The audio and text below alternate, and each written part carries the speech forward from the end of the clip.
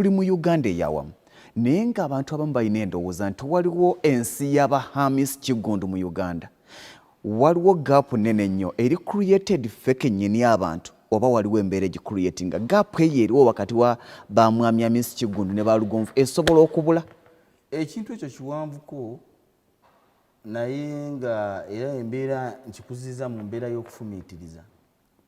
Kati wano leero Luwange, yes, olaba nazimba amaka manene nnyo ne wano mbeerawo omu maka gano gonna gw'olaba, naye olaba amaka gano nze ngamba kyali badde kyakuyiga nti Kigundu ono gutukuze naye gutusomedde naye wano wabeera asobodde okuzimba amaka gano nange nkola ki nsobola.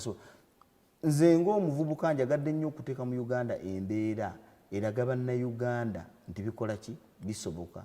Abaganda baagera olugendo ne bagamba nti amazzi gakulukira gye gatakulukutiranga, nedda amazzi gakulukira gye gali gakoze eki gakulukutidde. Kati bw'olaba Kigundu asobodde okuzimba amaka gano mu Uganda kitegeeza naawe osobola. Ate gwe n'oba togazimbye mutabani waali gazimba oba omuzzukulu, naye ate omukyawa Kigundu kati ffenna tulina kubeerawo nga tuli baavu nga tewali kigenda. Kyova olaba n'owooyita wali ku Express Highway headquarters zange zenzimbi eza agro industries era olaba nzizimbye mu kikula kya White House lwansonga njagadde nzimbe ennyumba esobola okwongera ku ggwanga value, ate ne bannayuganda bannaffe bazzeemu amanye nti e White House gye mugamba mu America ne wano tugikola ki tugisobola. Twagala okukola ebintu wammanga ebizaamu eggwanga amaanyi. Abaana abato bano tutandika obbekkiririzaamu. Saawa eno tulina ekizibu mu Uganda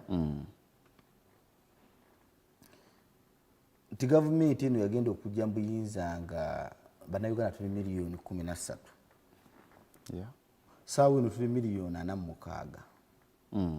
Gavumenti emaze mu buyinza emyaka 35, ekitali kibi kuba byekoze tubiraba, naye kitegeeza ki nti tulina population y'abantu bangi nga bali wakati nga bali mu myaka gya gavumenti egyo 35 wakati wa 23. Kati Katonda yatutonda ng'abantu nga tuba n'essuubi.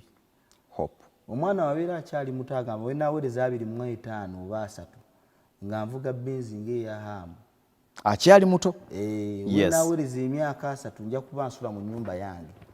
Kati osanga alimu 33 wasula bamubanja oba enansana n'emmotoka atambuza bigere muli naafuna obukyayi mu kigo. Gye yalowooza oggula tagiguze, ennyumba gye yalowooza okuzimba tagizimbye. Naafuna obukyayi mu mutima, ate emyaka ekya butonde naafuna obukyayi mu mutima. Kyova olabanga abantu batandika okwekwasa, ayinza okuva ku bazadde be nti baba batampa oba bataakola, n'agenda ku baganda be n'agamba mikwano gyange kugamba yeekwasa buli kimu. Ogenda okulaba nga obusungu bonna bumalidde ku ki ku gavumenti. Naye ng'amazima gali nti buvunaanyizibwa bwaffe okukolerera obulamu bwaffe.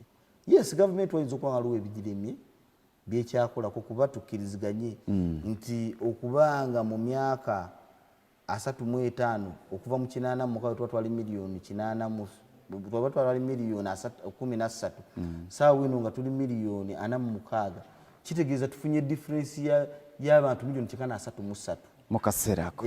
Kitegeeza tubadde tuzaalira kumu nga bukyenkana buli mwaka tuweza abantu miliyoni namba. That is a sign of prosperity. Obungi bw'abantu bugagga. No, watabeera security abantu tebakola gye tuyita social basic structures nga family. Abantu tebatuula kuwasa. Nene mu COVID ono ennyini Abannayuganda emikulu gikyali mingi. Kitegeeza emirembe gyo weegiri naye tubulamu kiri ekya productivity. Kati abaana ba myaka 33 bali desperate, bali energetic but unproductive. That is a misguided force. Kati kyova olaba nze nga Hamu nagenda ne ŋŋamba nti katukwatireko gavumenti kuba naye mukkirize bannayuganda bannaye. Gavumenti tuginenya nnyo ekigenze ewala, naye ate naawe weebuuze ng'omuntu okola ki kyokoze okulongoosa ku bulamu bwo n'okwongera ku ggwanga lyo.